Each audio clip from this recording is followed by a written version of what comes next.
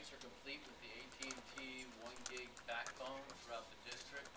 As you recall, last meeting there were still 2 sites that were remaining, so that's all been completed. Our classroom improvements, what we currently have going on, our construction at the secondary sites.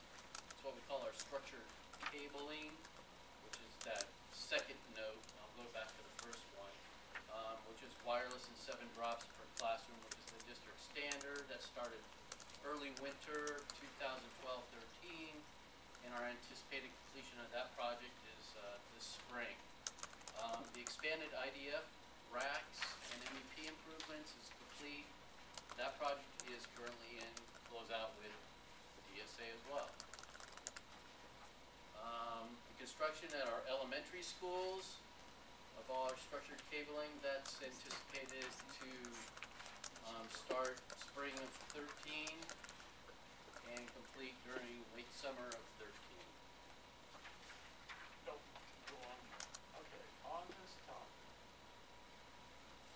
from everything I've been reading, there's going to be no more paper standardized tests. Correct. It's all going to be done on a computer in the classroom.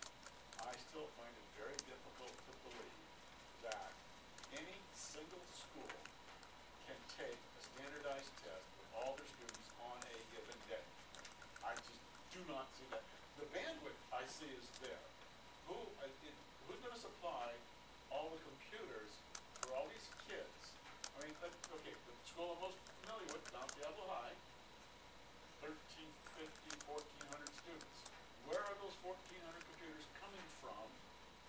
And is the wireless bandwidth broad enough to handle all of that on one given day? Actually, it's not on 1 day. Or 2 days? No, it's actually spread within 3 months. At least that's the original idea. Okay, It's what spread. I last read was 1 or 2 days testing would be completed at any given site. Maybe So for the whole district, 2 or 3 months, yeah. But no, usually on the site, first it's spread even on the site, and second, school districts have about 3 years to fully comply after it goes into effect in 2014. okay. So you To got a little Bree's slack. correct, the initiative is, I think by 2015, to have the ability to do that. Right now, the district has a technology committee that's actively pursuing what that looks like. It's my understanding that at the next board meeting, the technology committee may be ready to present their ideas to the board for review. Monday. Right. Okay, I would be John? Are any of those complete yet, or when will one be complete, like out of high school? They're all pretty much complete. We're doing some punch list and cleanup on the cabling portion of it right now. And have you, so my question is, when you fire it all up, is there enough there for everybody to be online at the same time, or are we going to crash the thing? And the reason I ask is that, you know, they did it at Crondolette not too long ago. You know, I have some people I know that go over there, and they told all the kids, you know, get online right now. And it kind of sunk like a lead balloon. That's a good system test. So, well, I'm thinking, you know, those guys probably have a pretty good system over there because they can afford it. So I'm just wondering if it's going to work. Well, obviously, there's, you know, the contractor's installing the hardware portion of it. The district technology team is working to install some of the switches, upgraded switches, and things like that. The intent is, I don't think the intent at any school is for everybody to be online Obviously. at the same time. And some of the schools I've talked to, you run into some additional problems is that you have this wireless component. Now, not only is it the district equipment that has access to that, but once you give a good kid some ideas, I mean, they're going to have their phones, they're going to have their personal electronics, and that's when you start to run into problems where you have phones and personal iPads, and everyone's trying to access that, but Guy that lives next door. hopefully we'll know shortly. So this is just for the cabling infrastructure, the racks, the rooms, the risers, the infrastructure. So the active components, the wireless access points, and the switches, that's not included in this. actually doing the configuration.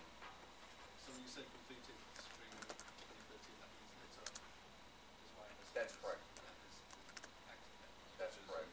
I remember also one thing last year, the discussion was that the district provides the backbone and the racks, but the actual computers for the final devices are going to be selected by each school or by each site. That was the idea at least last week, which kind of confused me.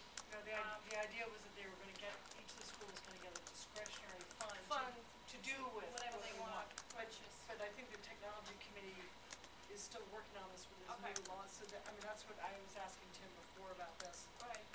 How much discretionary funds were the schools getting now, and that's still under discussion based on what has to be done in order to get this testing and stuff done, so. Right.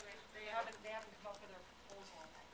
As soon as the technology committee reports to the board, we'll have a better idea on what that looks like to us, whether it's strictly a procurement, how much of the site's gonna procure, and if we're doing the district standardization, Standardization, yeah, that's the big equipment. one. Is that gonna be something that's run by a technology committee rather than an individual site? So I think they're gonna have a better idea, and we're gonna have a better idea after Monday. We wanna know, Alright. all the sites wanna know, everybody.